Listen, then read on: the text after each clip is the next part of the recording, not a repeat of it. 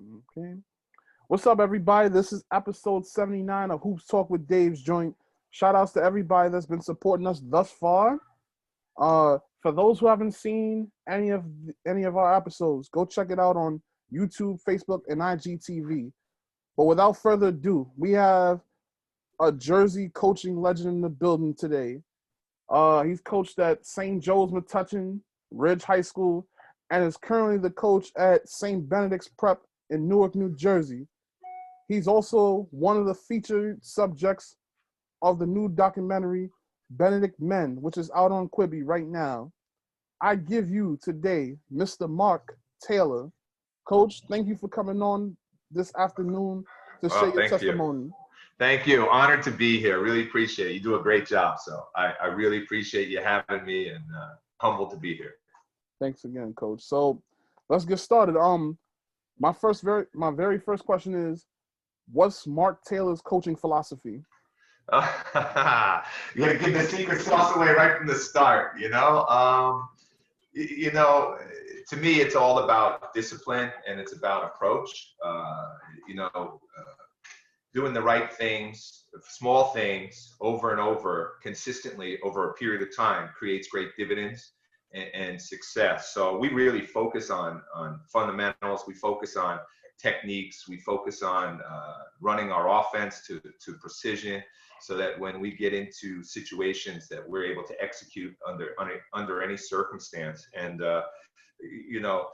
from a life standpoint, if you can make good choices, small choices, and a lot of them consistently over a long period of time, you have tremendous success. So we really try to get our guys to understand that and to put in the time and to work the correct way so that when they get on the court, they have great success. So that's kind of our approach. From a game approach, we like to get up and down. We've averaged 83 points over the last 9-10 years at St. Benedict. So yeah, I know we've had great players, but we score a lot of points. And I figured the best way to get everybody happy is to score more points. So we go. Indeed. So let's start from the very beginning. When did basketball first start for you? Ooh, as a player or as a coach? As a player. As a player, when I was, I guess when I really started getting serious about it was probably in 7th and 8th grade. I played before that CYO and all that kind of stuff, but I got really serious about it in middle school and really started to focus on it. Today is so much different than when I grew up. Like when we grew up, it was you went outside, you got in the park, and you just played nonstop. There wasn't AAU like it is today. And you played in the park against guys way older than you, and you learned the idiosyncrasies of the game, and you either were able to get out there and contribute or you weren't allowed to play. So you had to figure it out quick if you wanted to be on the court. Otherwise, they just would pass you over and go. So, we learned differently, I think. A little bit more hard knocks in the old days than it is today. When I got to middle school, I made a decision I wanted to play basketball. And when I was a high school, I knew I was going to play in college. So, talk about growing up in Bridgewater, New Jersey, and what was the basketball culture like out there? Yeah, I was born in Jersey City, actually. So I moved out to Bridgewater when I was 8. And, I didn't go to Bridgewater. I wound up going to St. Joe's High School in Metuchen. They kind of, asked me to go down there to play because, I was decent, and wound up playing for St. Joe's, where I eventually coached and did really well and had a great career there, and then got on and played in college at Fordham University. Mm-hmm. I see that red Storm shirt. We had some great games back in the day against them. So I covered Mark Jackson. It was a lot of fun. Those were some good times. Talk about your time at St. Joseph-Metuchen. Yeah, that was my first. As a player, I started for 3 years, sophomore, junior, and senior year. We had some really good teams. My sophomore year, we were only okay. Junior year, we did really well. lost in the county final actually. My senior year, I averaged, I think, 18 points a game, and our team was one of the, top 10 teams in the state for the majority of the year, and wound up losing in the county final and state final. So it was a lot of fun. I enjoyed it, made some great friends, still communicate with today, and really got my foundation going in basketball. Shout out to the graduating class of 1983 from St. Joseph-Metuchen. That's it. So how did Fordham University come about? How did that offer come about? Playing at Fordham, going to Fordham, I was not sure at first because it was in the city. I originally went up to Assumption Division II and was recruited heavily by Princeton and Columbia and a couple other that level schools in the Patriot and the Ivies, and made a decision that I was going to transfer.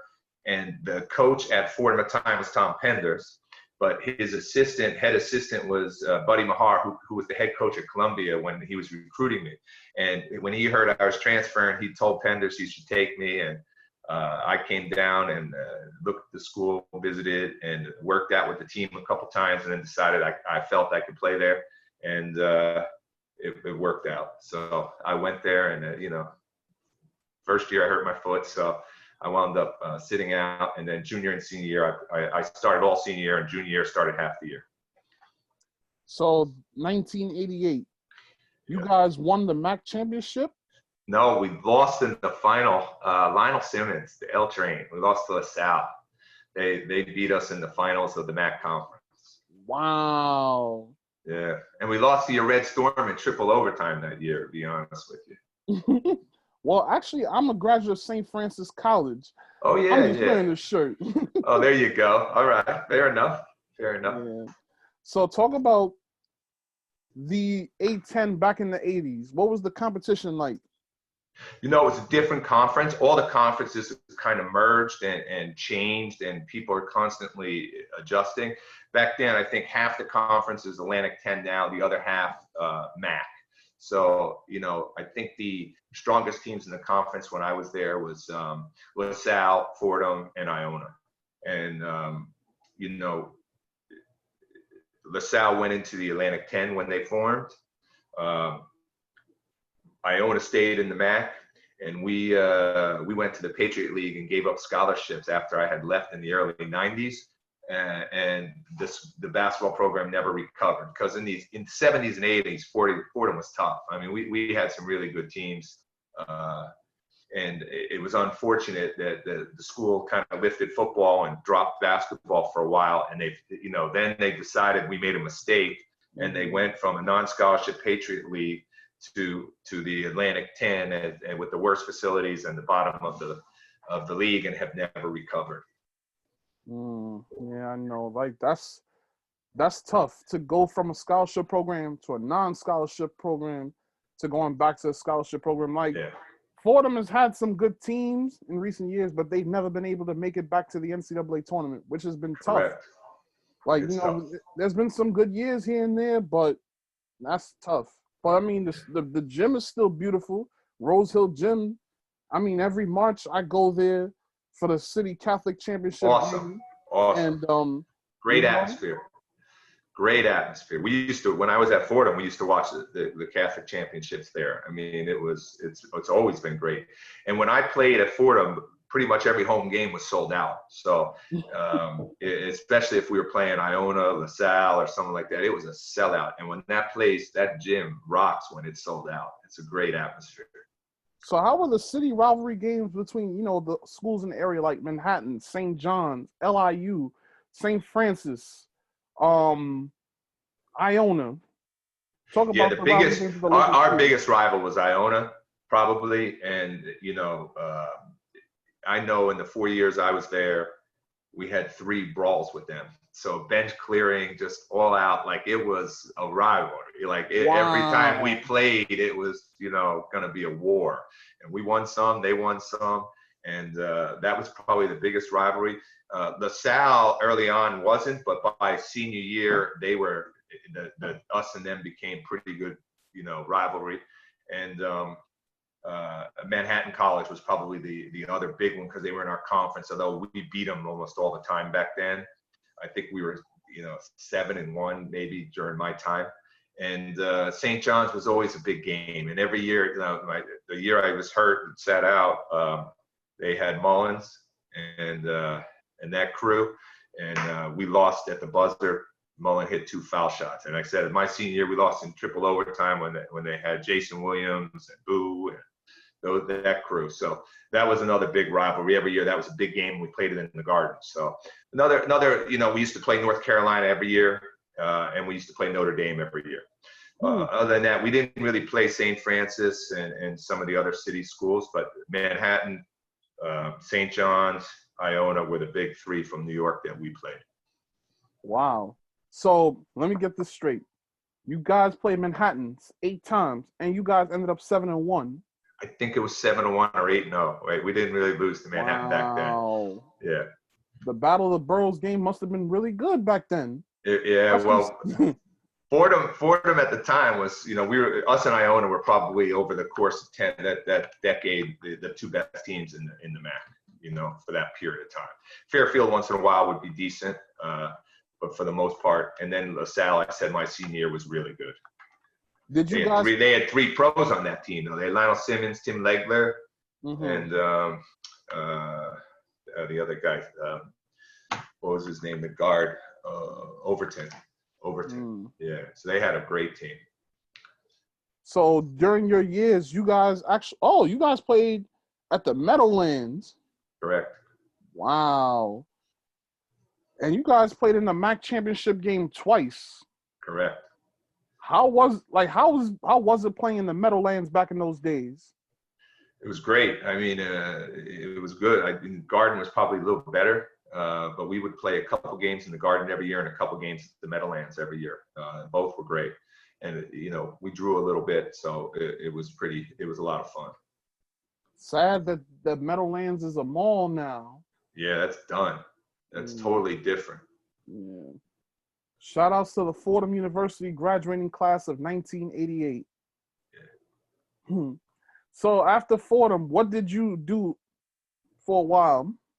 I went into business, was working for a commercial printer for a while and then a corrugated box company, and then opened my own business, selling packaging and warehousing, and that group grew. And when I did that, I started coaching part-time as a volunteer, and then I was the assistant at Wartlow-Hartridge, and then for 2 years, and then the St. Joe's job came up, and I applied, and they brought me home. So that was my first real varsity job, was at St. Joe's, and we had some great players there, great players. Talk a little bit about Tailored Services, LLC. Yeah, Tailored Services was the company I started, and in my garage, actually, and we wound up growing it into a pretty good sized company with about 500 employees and 2 million square feet of warehouse space. And about 12 years ago, I sold it and decided I was going to coach full time. So I wanted to do what I love, Wow, that was big, having a side business and coaching. But unfortunately, I guess you had to choose one or the other. And yeah, I'm fortunate enough that I can coach full time and really focus on it. And I think I've learned so much more since I did that. I think I was a decent coach back at St. Joe's, but today I think I'm, since I spend so much more time and less distraction from other things like the business. Plus my kids are older now, so it's a little bit easier. I have 5 boys, so they keep me busy. But 3 of them are out of the house now, so it's a lot quieter. So I get to focus. I do a lot more film study and play study and X's and O's, and I'm constantly like anything, you gotta know your trade and you gotta stay on top of things. So I watch so much more film now, and I study the game so differently than I did back then. Now talk about coming back to St. Joseph-Metuchen in 1995. Yeah, that was a lot of fun. That year our first year, you know, the team before I took over was like 4-17. They really struggled. They were down, and everybody said it was going to be a rough go, you know. And Jason was a freshman then, actually. So Jason was a freshman, and I decided I'm going to go youth, and I started Jason that year. And you know, he was really good as a freshman, but he wasn't like Jason, like we know Jason, you know. So we wound up having a winning record and made it to like, I think we finished third in the red division, which was the toughest division in Middlesex County. And we didn't have hardly any talent. The following year, I started 4 sophomores, and we made it to the county final. And in the third year, we won the counties and were ranked 3rd in the state. And, you know, by then Jason was Jason. And when Jason's Jason, it was a lot of fun.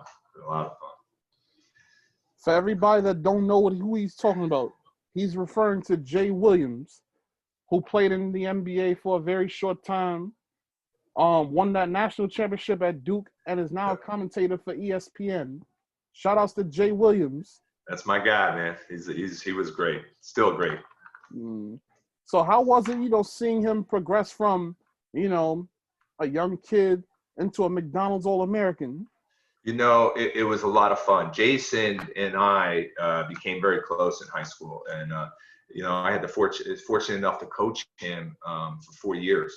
And, you know, I was back then a lot younger than I am today. So I was able to get out there and play every day. And, I still could go when I was in my, you know, just 30. I think I was 27 when I took the job. And, so from 27 to 31, like I would play one-on-one with Jason every single practice after practice for like a half hour, and you know, taught him everything I knew, both, you know, from a coaching standpoint and from a player standpoint, being a Division I point guard. And I think, you know, and the competitive spirit too that Jason had, a lot of that came from our time after practice, to be honest with you. And the thing I worked on after, you know, first couple of years was a lot of the skill work and a lot of the getting down and doing drills. And junior and senior year was more head work, you know, just getting him to understand the game better and how to make the right decisions to the right players at right times in games. And Jason really was a smart player and picked up so well. You know, he's one of the smartest players I ever coached. I'm going to say Tyler Ennis is up there with him, maybe better from an IQ standpoint. But Jason was so explosive and had so much power to his game that, you know, when he made up his mind, he was going to get it. And you also coached in total 11 Division I players that went on to Holy Cross, Penn, VMI, NJIT, Delaware, Miami, Niagara, and FDU. Yep. That's impressive. You did your homework. You did your homework. Yeah, and Duke. Don't forget Jay went to Duke. That's right. Yeah. So, yeah, St. Joe's, I think over the course of the 9 years, we had 11 Division I players that played for us. Yeah. Oh, so you only coached 9 years at St. Joseph-Metuchen? That's correct. Wow. Not also including, you also had an NBA draft pick, Andrew Bynum. Yep. Talk about, you know, coaching Andrew Bynum, and also, you know, talk about what it was like, you know, with that draft process for him. You know, Andrew was a really good kid and came in and, you know, his junior year, he got hurt right at the first scrimmage that we had. He hurt his knee. So he didn't play the first half of the year for games. So it made it really difficult for him because he was never really in shape. Excuse me, no, that was his senior. His junior, he had to sit 30 days. So he didn't play the first half of the year. And then the second half, you know, by the time he got going, you know, we were pretty good. I don't think, you know, we lost too much. And then his senior year, going into it, he got hurt at the scrimmage before our first game. So he wound up sitting like the first 11 or 12 games with a knee injury and didn't play until the second half of the season. And then when he came in, he was never really in full shape. But the talent was there. The size obviously was there. Not only was he, you know, a footer, he had shoulders, he had girth to him, you know, which a lot of footers at that age are thin. He was strong and had a body. So, you know, all the scouts were talking about him. He signed at UConn. You know, I used to talk to Calhoun like every other day.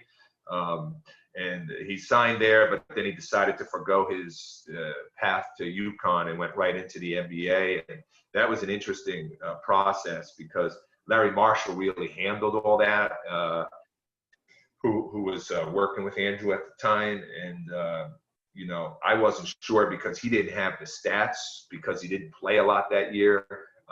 And it was going to be, is he going to go? Is he not going to go? But they really liked him and worked him out and felt that he had the ability to learn and grow into the position. And the Lakers wound up drafting him number 10, which was phenomenal. Wow. I mean, that's big. You know, having a lottery pick, coaching an NBA player, like that's really big. Shout outs to Andrew Bynum and Jay Williams. Yeah. Having 2 NBA players, like, well, out of that school, you had many more at St. Benedict. You had more pros at St. Benedict also, but you know, having 2 NBA players is special. No question. So what happened that made you leave St. Joseph-Metuchen for Ridge? Well, it's interesting because my dad had cancer and wound up passing away.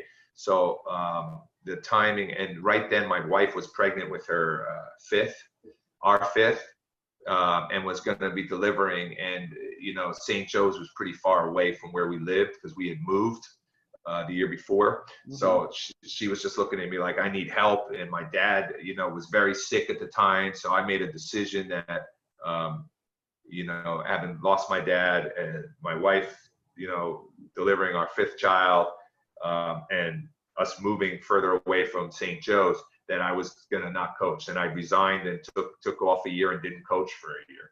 Mm-hmm.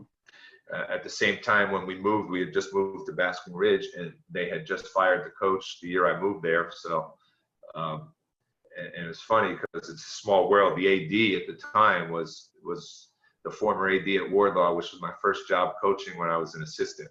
So he knew me and he says, "What are you doing here?" I was riding my bike down the street and he saw me and we wound up talking, and he's like, "Oh, we just fired our coach. You don't want to coach here. They're horrible.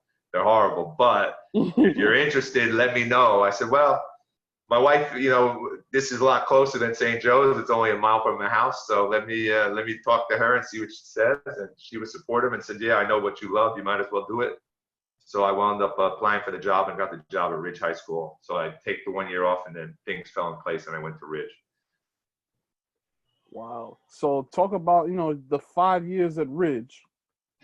That was interesting because they were horrible before we took over. And, you know, the mentality was so different. You went from St. Joe's, which, you know, was a Catholic, and we were ranked 3, 4, whatever over the last few years, and usually we were in the top 20 almost every year when I was there. And then you went to a school that hadn't been in the state tournament, I think, for 10 years prior to even me coaching there. And the last 3 years prior to me coaching, they were 1 in 29 in conference play. So it was not a good look. But again, I did the same thing. I went with youth and wound up starting a freshman and really tried to change the mentality. It's all about approach and mentality.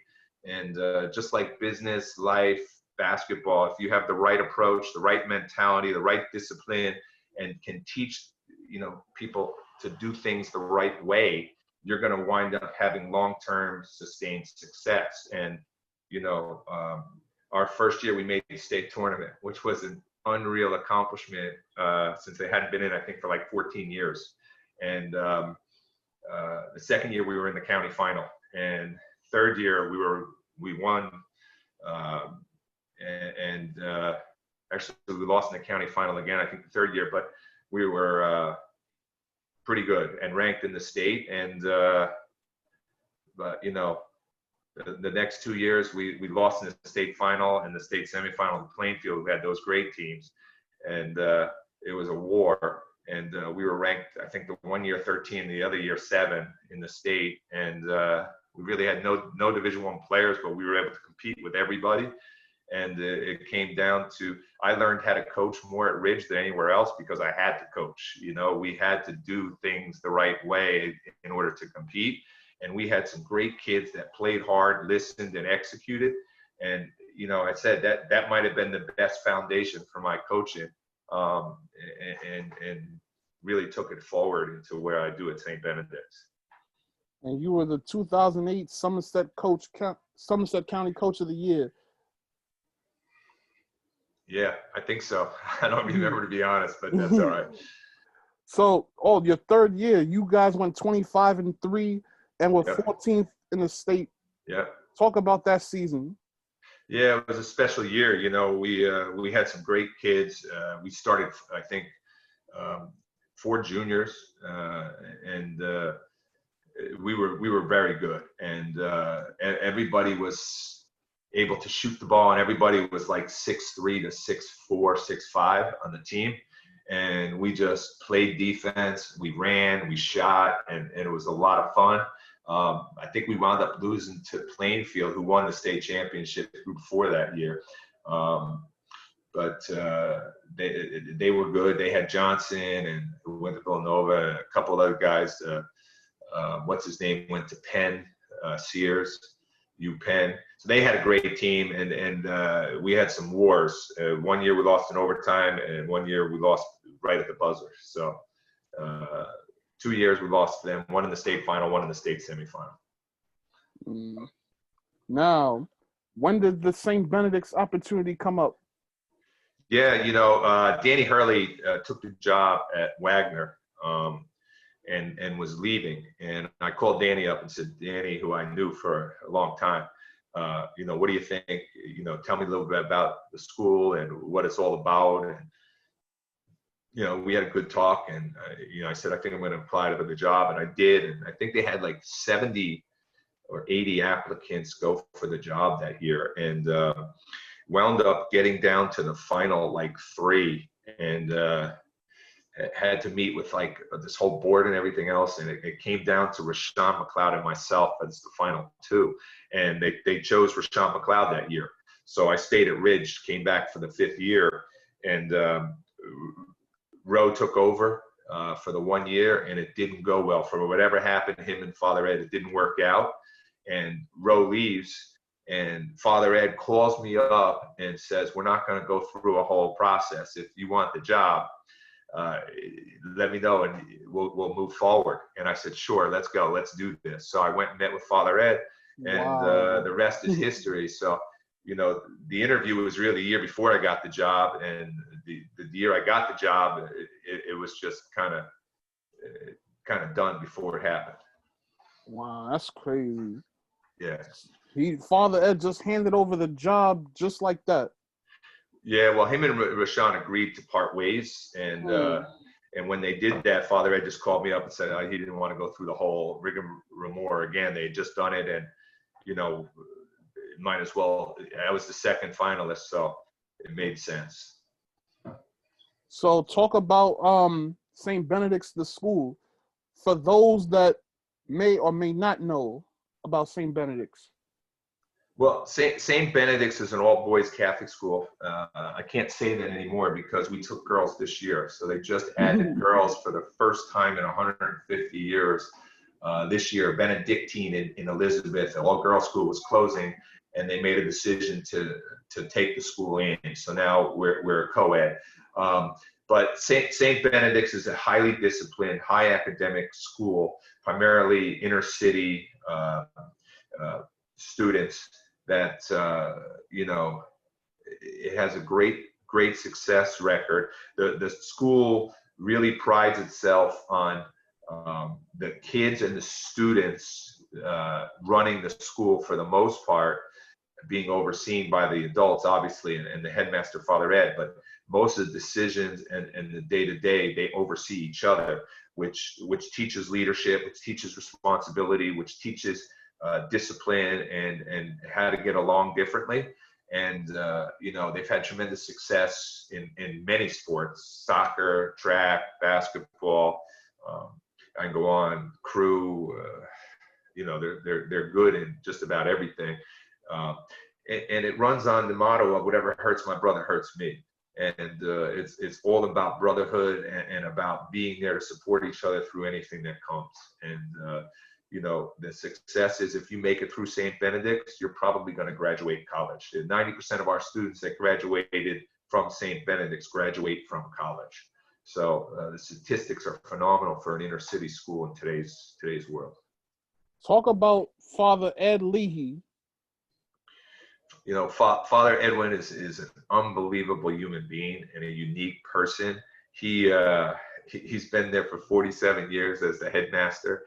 People don't, yeah, it's crazy. People don't know this. He was in his early 20s. He had just become a priest at St. Benedict's. He went to school there and just took his final vows. And they had the riots in the late 60s and early 70s in New York, you know, Jersey, and around the country. And in 1972, 73, it got so bad in Newark that the school closed. And it was just too dangerous and too much going on. And the school wound up closing. And half the fathers left and went out to the campus in Del Barton. Del Barton is part of St. Benedict's. They're both Benedictine. And there was only, I think, 5 or 6 of them left. And the head Benedictine came in, and they were all the young monks, Father Ed being one of them. I think he was 23 at the time. Says, what are you guys going to do? He said, well, we want to reopen the school. And he says, okay, reopen the school. He says, you're the headmaster, you're the vice president, you're in charge of discipline and this and that. Do it. And he left them, and they said, okay, and they ran with it. And Father Ed reopened the school in 1973. I think it closed in 72, reopened in 73. And he's been the headmaster ever since. And what they've done with that place, and it's unique, it's different, it's not for everyone. But if you can make it, you're going to be prepared in life, which is the most important thing, to be able to handle any punch or anything that comes at you, because life throws things at you. That's big right there. So this is year 10 coming up, correct? That's correct. So talk about the first year. Oof, that was a rough year. Actually wound up being a phenomenal year. But when I took the job, I think Father Ed called me the end of March and took the job in early April. And the school was on break for Easter break or spring break, whatever it was. So I came and met and you know, we worked everything out. We agreed we're going to go. I said, okay, where's the roster? And Father Ed looked at me and I looked at him and I said, what? He says, there is no roster. I said, what do you mean there's no roster? He says, everybody left school. When Roe left, they all left. So there's no, we don't have anybody. I said, well, can I see the roster that was here last year? And he says, yes. I look at the roster and I said, who's the point guard? And he said, oh, that kid, Tyler Ennis. So I said, Tyler Ennis. I said, he was their point guard. He's only a sophomore. I said, or he's a freshman or something. And I said, well, that's the kid I want. He said, what do you mean? I said, I only need one guy. I need the point guard. If I get the point guard, we'll be able to fill everything else in. So I call up Tyler in Canada and I said, Tyler, are you coming back to school? He says, no, I'm looking at other schools. You know, I left and I don't think I want to come back. Everybody left. And I said, Tyler, before you make that decision, do me a favor, come back to school. We're in April. It ends in May. Why don't you come do the last month? Let me work you out. I'll pick you up at the airport. We'll get to know each other. And if you like me as a coach and you feel comfortable, we'll build the team together and we'll go from there and we'll make this thing work. So Tyler agreed, actually. He came down and worked him out, you know, took him to lunch. We talked for a long time and he agreed to stay. And when he agreed to stay, I told him to bring down 2 friends from Canada with him. So he brought down Isaiah and a guy, Denzel Taylor, one was 6'7", and one was 6'9". And at that time, Isaiah Briscoe, who had committed to St. Benedict's prior to me taking the job, when he heard Tyler was staying, decided he would stay and come too instead of moving on. So we had 4 good players right there. And so at the same time, Rice High School closes. And Rice closes, and there's a kid named Melvin Johnson who's looking for a school. So I went and talked to Melvin. I went and watched him at camp, got to know him a little bit. Isaiah talked to him. Tyler talked to him.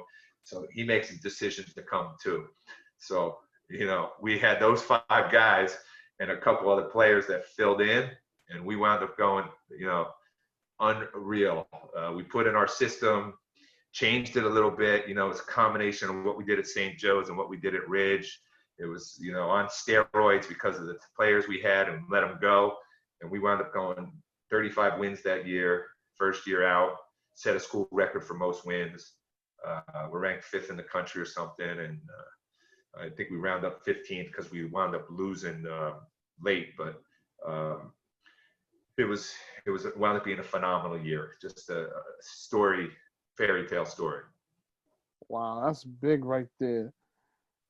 Another thing that St. Benedict's used to have at the Prudential Center for a couple of years, the Newark National Invitational. I kind of missed that event, although I only got to go to it 1 year, but I wish that was still going on. Was that the St. Anthony's year?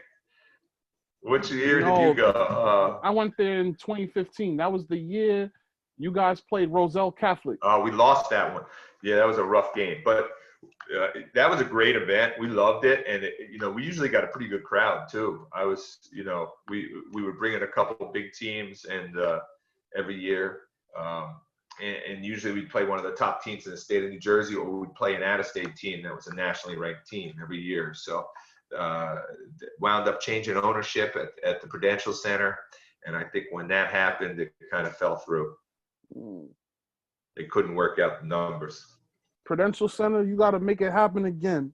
Bring this event back. We need more high school events at the Prudential Center. Real talk.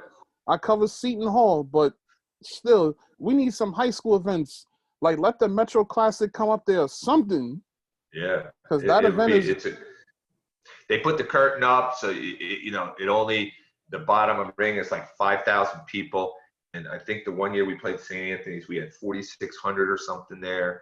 And it was unbelievable. So it was sold out.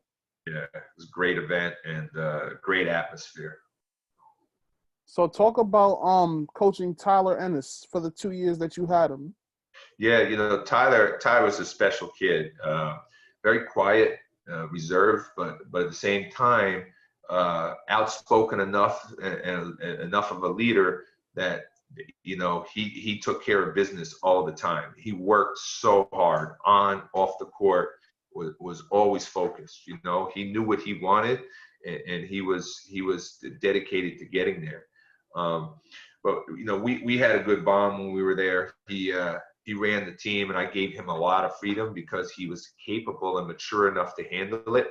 Other guys I don't, but with Tyler it made it easy. His IQ was so high that I could trust his decisions on the court, and we ran an offense that played into what he did, mostly pick and roll and letting him make decisions and create for himself or for the players based on how the defense reacted. So we really worked on read and react when he was there, and there was nobody better. I said he might have been the best IQ guard that we've ever coached at St. Benedict's, and including some of the other schools. Him and Jay were both neck and neck.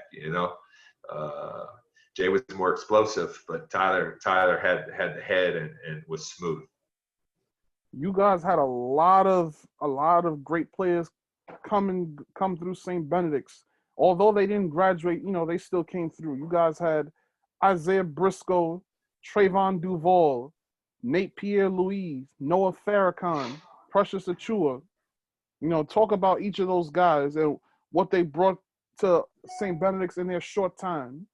Yeah, all were great. Isaiah was terrific. And when he was at St. Benedict's, his freshman year, he had Tyler and Melvin. So talk about mentorship. He had 2 guards, one junior, one senior, that both pros basically, that he was able to work with and grow with. And all three of those guys, we talk about, having guards on the court, and we just gave them freedom because sometimes as a coach, you got to get out of the way. Mm-hmm. Like when you got players like that, you just got to let them play. And, we gave as much structure as we could and put them in spacing situations and just told them to let's break down and go. And, Isaiah, for a freshman that year, was powerful, and his body was strong. and he was able to do things. His sophomore year, he did more. Melvin was gone, so he had to take more of the scoring load. And that year we had John Williams come in, who was a point guard as well. So people say, you can't have too many point guards on, it's not good. They can't share the ball. I said, well, I have three on the court, Tyler, Isaiah, and John Williams, and we were basically the best team in the country that year. And we wound up losing. Tyler got hurt in the national championship. We were up 16 on Montverde, and Tyler got hurt, and the game was totally different. But I thought we were the best team in the country that year, and we had 3-point guards that were all phenomenal. And, we just played pick and roll to death and rotated the ball, and one after the other would go. And Isaiah had a tremendous year that year. He decided to move on after that. When Tyler left, I guess he wanted to move on as well. And that was his choice. And, I just seen Isaiah 2 weeks ago, and big hug, and, he's a great kid, and he's got that smile. I love him, and wish he'd stayed, but it's all good. And, he did tremendous, and I'm hoping he makes it and sticks this year in the NBA. Yeah.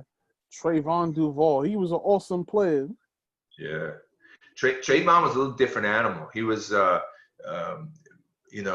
more athletic than Isaiah, not as powerful, but could do so many things with the ball. And again, he's another guy, but he didn't like playing within the systems sometimes. And, guys got to understand, you watch college, you watch pro. Yeah, they might have certain guys handle the ball more, but they all play a system, and they all have to fit within the system and take care. Some guys got to be the guy with the ball in the system. Some guys got to be the guy standing in the corner shooting threes in the system. Some guys got to be the guy setting the screen in the system. So whatever it is, it is. And Trevon had the ball, but he didn't want to have to run any offense. So we kind of went head to head at a lot of it. We tried to give him as much freedom as we could within the system that we placed in there, and our system works. I think we're 275 and like 40 or something in the 9 years, and we played the best competition in the country over those 9 years. So the system works. It's just a matter of getting guys to understand that and buy in. Sometimes they do, sometimes they don't. And that year, his freshman year, it was really struggle, and it was, I think we only had 22 wins. That was our worst year from a win-loss standpoint. But the following year, we bounced back with 30 when Nate Pierre and him were both in the backcourt. And that was a very powerful backcourt. I think they both scored over 550 points that year. And we really were guard-oriented. And we also had the other kid, Eli Kane, who also was on that team with Nate and Trey. So it was a good group. Noah Farrakhan, another great guard. Yeah. Noah's best year was his freshman year, and I'm going to say it was his best year with us. And it was interesting because Noah that year really bought in, and really his game elevated more and more as the year went on. And the bigger the games got, the more he grew. And it was interesting because during that period, he really ran the team. And we taught him how important it was to facilitate and run the team and then score. That scoring is going to come. Don't focus on that as the primary thing. As the point guard, you have great players around you. I mean, we had Barama, we had Precious, we had guys on that team that could score and do things. I think we had Arnaldo Toro too that year. I don't know if he graduated or I think he was still there. So we had guys who could score. I said, what you got to do is manage the team, run our offense, and get the ball where it needs to go. And it's funny because we beat Oak Hill, we beat Montverde, we beat everybody that year. And in the game against Montverde, he had 2 points, I think. And the 2 points were the last basket of the game that gave us the lead by 1. The game against Oak Hill, we crushed Oak Hill that year, beat them by 17. I think he had 4 points. And I said, see, you ran the game. You had some of your best games, and your point output wasn't as great. But the team success is the most important thing. And that comes down to the quarterback, and you were the quarterback. So I thought he had a tremendous year that year. His stock went way up. I think he got ranked as high as number 20 in the country that year by the time the year ended. And then unfortunately, there was reasons for it, and we agreed with him, and I'm still very close to the family, that it was better for him to go on. Mm-hmm. And also another great player that left Benedict's, who's bound to be a lottery pick this year, Precious Achuiwa. Yeah. Talk about what it was like, coaching Precious. Precious was great. He came in and was so raw, and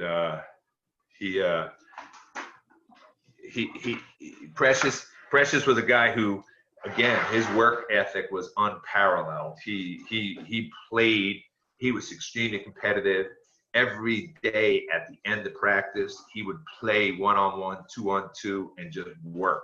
And you could just see his development that first year with us change. We also, the first year with us, he had Brahma with him. He had Noah, we started another 6'9" kid, Warren Williams, who's at Manhattan College right now at New York School, and so his role was a little bit different that year, and he played more of the 3-4 position, but his scoring wasn't the same. The following year, we really started working on his guard skills, and we were allowing him to play on the wing a lot, and you really saw a progression in his game, and we were pretty good that year. I think we were ranked 5th in the country as well that year. We had him and Lester Quinias. We had CJ. That was a strong team too. His junior year, and Precious really came on the scene, and his ranking went way up. I think he got all the way up to 5 or 7 that year by the end of the year. And he did so many things that you can't teach as a coach. His anticipation, his shot blocking, his rebounding, his transition game. It was just great to watch that kind of an athlete. Precious was extremely athletic. He's what I call NBA eye candy. He fits every category. His hands are big. He's long. He can defend multiple positions. He can touch the top of the backboard. So, he's one of those guys who's so versatile. And the more you teach him to be versatile, I think the more valuable he becomes. So that leads us into the 2018-19 season. Also the season you guys filmed Benedict Men. Yeah. Now, we could definitely talk about Benedict Men now. So for those who haven't seen it, talk about, Benedict Men. Yeah, it's a great series. It's on Quibi. You should get it and watch it. I think when you download it, you get 2 weeks free, so you could watch all the episodes. They're all out now, and get the whole thing and not pay for it. So I'm not saying that Quibi not to take it, but you could definitely check it out and not have to worry about paying. Great series. It was interesting because it started when they came in about recruiting and about how you deal with managing the recruiting process and following around players that are getting all that attention. And we had Precious and Noah at the time, and some other guys maybe coming in, and it kind of started there. And they started filming before the season in the summer that year, and then Precious decided to go to Montverde, and you didn't know where they were going to go with the film. And Noah didn't come back either. So we're sitting there saying, well, what do you want to do? He says, no, we're still doing it. We're still doing it. It's okay, great. So, it wound up starting off as a recruiting film, and then it grew into so much more as time went out, about the pressures, the emotional stress, the on and off the court dealings that players at a high level have to go through, the distractions of gangs, of incarcerated fathers, of pressures from fathers to you got to make it, or we're it's your only chance. Kids from Africa who are here, and their only way to help their family is to make it. So it just became so much more. And then the school, when they got into it, saw what the school was all about, they were like, wow, this is a story within itself. And instead of a high level basketball film, it became more about Benedict Men and what it is like to play for a high-level basketball program in a school that is, disciplined and academic and expects you to be held to a higher standard. And the most important thing is to be responsible for yourself and for every decision you make. Like, I must say, I was partially in the film because I was there that day that you guys played the Patrick School at Roselle Catholic. Oh yeah, that was a good game. I was coming from another big Jersey rivalry game that day, Rutgers Seton Hall. Yeah. So after the game, me and a friend of mine, his name is Jaquan Bowden. Shout outs to Hoop Dreams NYC. Basically that day we decided to go to the Benedict's game, and you guys really did well that day. And that was the day I noticed the cameras were out. So I'm like what's this documentary all about? And then the filmmaker basically told me that it would be about St. Benedict's, which leads us into today, Yeah. I think JR was at that game, right? Yes, he was. JR showed up, and I actually had him talk to the team right before the beginning of the game. And that was a fun game. Patrick School and St. Benedict's has been a rival for a long time. And, they've had great teams. We've had great teams. And the great players go against each other and great teams go against each other. It's exciting for everybody involved in the game and all the fans that are there. So, that game, I think we were down 13 early. And, we came out of a timeout, and I kind of let the guys have it pretty good and challenged them all. And we came out, and I think we went on like a 40-11 run and went from down 13 to like up 20. It was like an unbelievable turnaround. The defense that our team played during that period of time was unreal. So, yeah, like as you also saw in the movie, Zarik Nutter, talented player. This was actually his second documentary that he's been a part in. Best Shot, when he was at Newark Central. While he was there, it seemed like, he tried to get down with Benedict's, but it just wasn't for him. Like how tough, we saw his growing pains, there was one episode where I think basically that was behind his words when he said, "I'm no Benedict Man." Correct. Well, it seemed like it showed that, basically everything, like it just didn't resemble what he stood for. And then Father Ed had the meeting with him and his family in the room where he really said that if it was up to him, he would leave, but that his family wanted him at St. Benedict. Like, how tough was it, with those, like hearing that?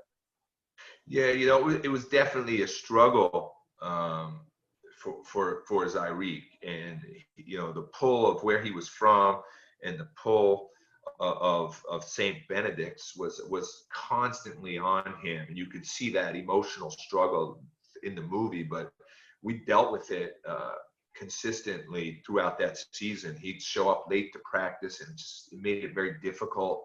And if you disciplined him, Zarik, I love Zarik. I still talk to Zarik. And I was glad I had the opportunity to coach him. He's a quiet kid. He's sensitive, even though he tries to come off as being, really hard. But when you get underneath and inside, he's really sensitive and emotional kid, and he's a great person. But he puts on that front, which so many guys do because of our egos and who, we're guys. And but we were constantly battling with that pull back and forth.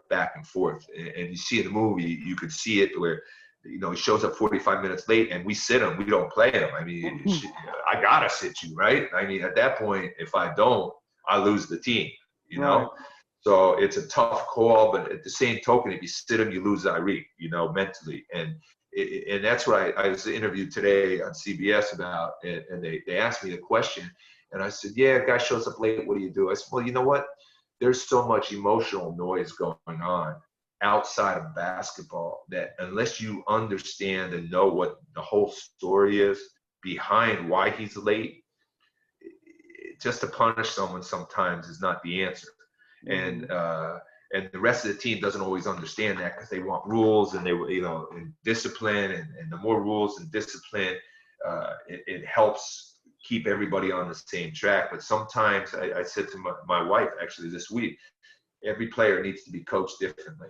You know, people talk about the golden rule: treat others as you want to treat yourself. Coach others as you would coach yourself. Well, those players aren't all me. You know, we're all different. This player I can yell at, and he's going to get motivated, and he's going to go harder. This player I yell at, and he goes into a shell, and his game stinks. So I said, you know, if I yell at him, I'm going to get him to play harder. If I yell at him, he's going to not play harder. So I got to talk to each one of them differently and challenge them in a way and mentor them in a way that's going to resonate with what and who they are, so that I can get under that emotional noise and try to find who he is and get him to perform at the highest level. You know, coaching is easy. Managing individuals and chemistry is what makes great teams or not so great teams. And people sometimes don't understand that. They think it's easy. Like, you go out and you put in your offense, you put in your defense, and you have your press breaker, and you have your transition game, and you go. Well, wait a minute. This one's dad died this week. This one has no father. This one's parents got divorced this week. All that emotional stress and noise carries over into everyday life and into the basketball program. And unless you can manage that as well, you're going to have trouble. And you saw some of it. That year we had a lot of emotional noise. And I think we had a lot more talent than we did last year's team, per se. And we weren't anywhere near. Last year I won everything. Last year we were ranked top 20 in the country. We beat Blair twice, won state, and I didn't have anywhere near the talent as I had on the team with Zyreek, CJ, and them. But you know, CJ was fighting it the whole year too, in a different way, different emotional noise, pressure from home, the father, and totally different than Zyreek's situation. And Mandani had emotional stress and the injury and time running out because he didn't play his junior year and senior year because he had an ACL tear and then a second operation. And he's fighting his emotional noise that he's from Africa. If he doesn't get a scholarship, he's going home and his life is a dead end in his mind, you know? Like, he can't do that. I got to make it. So you had so many things going on that really weren't basketball centered, but impacted, because what brought us all together was the basketball team, you know? So it was just a really unique year that kind of fell in place to fit the story. And then it was supposed to come out in March during the NCAA tournament, and it gets bailed because of coronavirus. The NCAA shut down. Quibi elects not to release it because they didn't know what to do. And then it comes out at a time with all the same similar social issues going on in our country. You know, with Black Lives Matters and all the protesting and everything going on, and they release it then without knowing. That's why you say there's a higher purpose and power sometimes behind things, because I think the impact and the timing of when it came out was so in tune with what was going on with society at the time. And I think a lot of people could resonate with it. And I think it's been really good fit. Yeah, man. So talk about playing Blair Academy. Like, you guys have built like quite a rivalry with them over the years. Yeah, you know, Blair's a great school and they do a great job, and they get a lot of great players as well. That year they beat us, actually, which was rare. We usually wind up winning, but you know, I think we've won 7 of the 9 state championships. I've been there, and Blair and I have been in the final all 9 years. So it's kind of like, you know, before the tournament starts, everybody knows the final is going to be Blair and St. Benedict's, and you know, the game during the year decides if it's going to be at St. Benedict's or at Blair. So it's kind of huge. It's become such a huge rivalry in that way. The year I had Tyler and them, our only loss during the year was to Blair, to be honest with you. And then we came back and beat them by 40 in the state championship because Tyler and Isaiah, and they weren't having it, you know. They just said, that's it. That ain't happening again. And those two took over. But Blair does a great job. I think Joe's a terrific coach. He does a really good job, and they're very organized. They defend, and they're going to compete. But normally if we do what we do, and I think last year we showed it, they probably had more talent than us last year, but our grit and our chemistry was stronger, and we were able to beat them twice. That's awesome right there. Yeah. So talk about last season. You guys went 30-4, and like you said, you were winning pretty much everything. Yeah, it's interesting because that same philosophy was ringing through our season as far as, if we could get out of our own skin and we could understand that if we do what's best for the team and sacrifice a little bit of myself for the team's success, that we can achieve so much more. And I think that reigned true. I mean, our season last year, we could have been 34-0. The 4 games we lost, we should not have lost. The only, the one game we lost early to a team down in Maryland, Rock Creek or somebody, we were way better then, but, we were still young. EJ wasn't playing yet. He was still sitting out. EJ Evans, who is one of our guards, and, Zaba and Tokes were still going back and forth on who's going to be the man, and, we beat ourselves, so we wound up losing early, which it was okay. It didn't really affect much, but we were probably 10, 20 points better than the team. We wound up losing, and I think that brought us together a little bit. And then the second loss was St. Pat's, but that day my mom's funeral, so I didn't coach, and the guys were at our funeral, and the open casket. Right before the game, they actually came to the thing and did it, and then left to go play. So I think it really affected our guys. We didn't play well, and I didn't coach. But then we bounced back the following week and beat them when we were focused and ready. So I'll disregard that loss. And the other loss, we were up 13 in the fourth quarter and wound up losing because EJ and Tokes decided that they were going to just keep shooting instead of doing what was right for the team. And, I think that loss against First Love, when we were far better than, really woke us up. And from that point on, our guys decided they were going to play together and play the system. And we went off. We beat Blair. We played number 3 in the country, who averaged, I think, 98 points a game. And we held to 40-something and beat them. And the next, we beat 2 top 25 teams, number 3 and number 25, back to back. And then we played number 7 in the country, Lalomir, and had them beat. And unfortunately, I thought a bad call. Munir, we're up 3 with 3 seconds to go, and the guy takes a Hail Mary 3, and Munir bumps him after he lands. And they call a foul, and the kid makes 3 foul shots. Munir fouls out on that play. Zaba fouls out at the first play of overtime, and we wound up losing in overtime.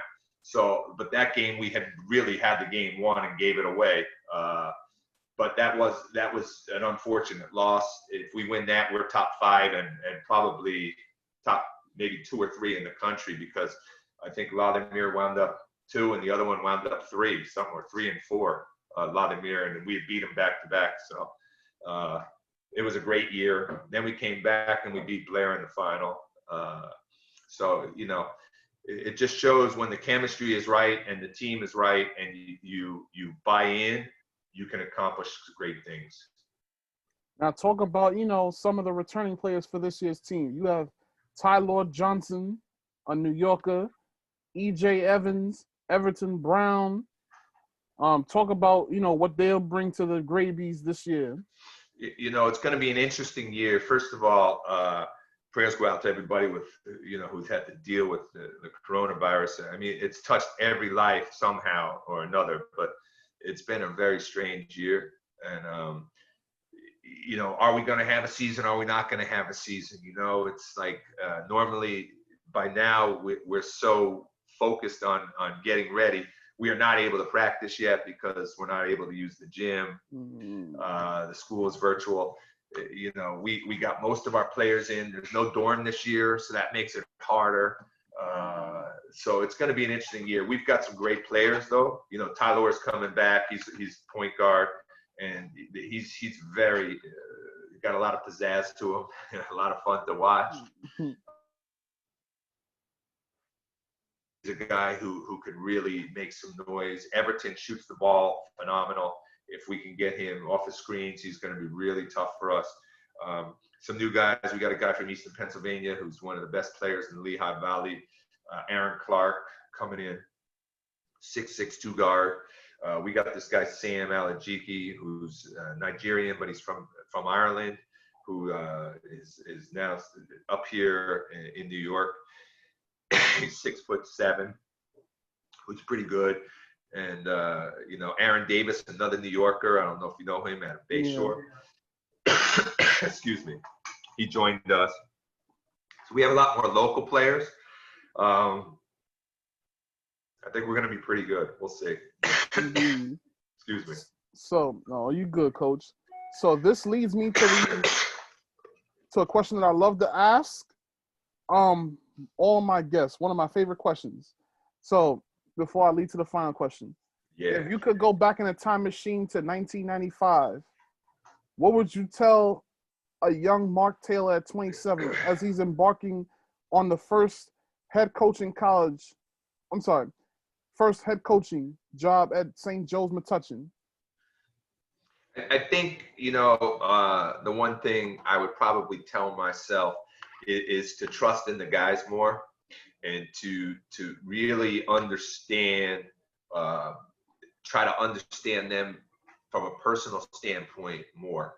I think I've grown into that as I've coached, but I think, you know, if I had done that earlier, you know, I would have probably had more success, although it's been a great run on all three jobs. But I think, you know, allowing guys a little bit more freedom and a little bit more expression and trust can go a long way. Final question. What's next in the future for Mark Taylor and the St. Benedict's Prep Graybees? You know, the future holds the future. You know, we plan on a lot more success. You know, we're looking forward to hopefully playing this year and getting going. And we're going to be young. We're going to be mostly sophomores and juniors this year, so we really don't have any seniors. Last year we were senior dominated. So, you know, this year is going to be about growth and about chemistry. And then we're looking the following year to be one of the top teams in the country again. Coach, thanks for coming on to share your testimony, and I wish you and the Graybees moving forward nothing but the best. Thank you so much. Really appreciate you and what you do. God bless, good luck, and if there's anything you need, let me know. Indeed. Well, everybody, this is episode 79 of Hoops Talk with Dave's Joint. Shout outs to Coach Taylor. For those of you from Jersey, those of you from Fordham University, any former players of Coach Taylor, and also fans of St. Benedict's, go check out Benedict Men right now on Quibi while you still can. And also, for those who definitely want to see this episode, go check it out on YouTube, Facebook, and IGTV. Stay safe, stay blessed. Peace. Amen.